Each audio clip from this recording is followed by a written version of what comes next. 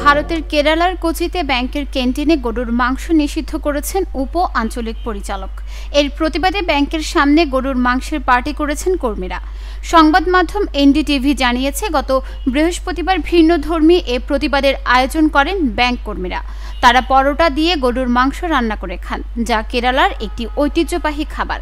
জানা গেছে, কানাড়া নামের একটি ব্যাংকে উপ আঞ্চলিক পরিচালক হিসেবে সম্প্রতি যোগ দেন অশ্বিনী কুমার নামে এক কর্মকর্তা। তিনি বিহার থেকে এখানে আসেন এবং এই শাখার দায়িত্ব নেন। এরপর ব্যাংকের ক্যান্টিনে গরুর মাংসের নিষেধাজ্ঞা দেন। এছাড়া কর্মীদের বিভিন্নভাবে হেনস্থাও করছিলেন তিনি। ব্যাংকের এক কর্মী এনডিটিভিকে বলেছেন, প্রথমে তারা এই কর্মকর্তার হেনস্থার বিরুদ্ধে প্রতিবাদ সমাবেশ করার সিদ্ধান্ত নিয়েছিলেন। এরপর তারা জানতে পারেন তিনি ক্যান্টিনে গরুর মাংস নিষিদ্ধ করেছেন। এটা শুনে তারা তাদের প্রতিবাদের ধরন পরিবর্তনের সিদ্ধান্ত নেন। ভারতীয় ব্যাংক কর্মী ফেডারেশনের এক নেতা বলেছেন, খাবার হলো এমন জিনিস যা ব্যক্তি নিজে বাছাই করবে। সংবিধানে এ অধিকার রক্ষিত আছে। তা সত্ত্বেও নতুন কর্মকর্তা এসে সাধারণ কর্মীদের খাবারের ব্যাপারে হস্তক্ষেপ করেছেন।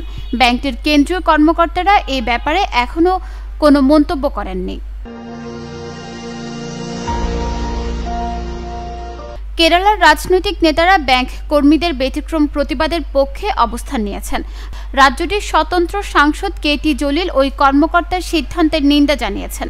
তিনি বলেছেন, ঊর্ধ্বতন কর্মকর্তারা ঠিক করবেন না কে কি পড়বেন, খাবেন অথবা চিন্তা করবেন। কেরালায় বিজেপির আরএসএস এর কোনো স্ক্যান্ডাল হবে না। কেরালার সংস্কৃতিতে গরুর মাংস একটি অপরিহার্য অংশ। 2017 সালের ভারতের কেন্দ্রীয় সরকার কসাইখানার জন্য গরু কেনাবেচা নিষিদ্ধ করে। তখন এ রাজ্য নিষেধাজ্ঞাকে উপেক্ষা করেছিল।